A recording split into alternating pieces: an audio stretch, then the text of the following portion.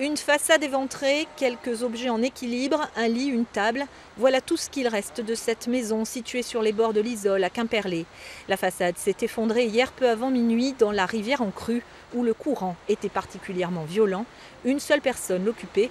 Ce matin, elle n'avait toujours pas été localisée par les secours.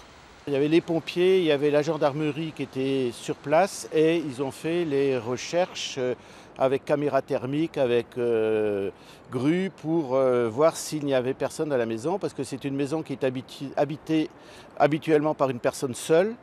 Donc les recherches ont été faites et continuent parce qu'on ne sait pas où il est. À Quimperlé, toutefois, le niveau de l'Isole et de l'Élé a baissé cette nuit. Les quais réapparaissent peu à peu et avec eux les voitures qui hier étaient englouties sous l'eau. L'heure est désormais au nettoyage pour ceux qui ont été inondés. On va tout simplement assécher la maison. Donc aujourd'hui, ensuite on fera un nettoyage grossier. Là.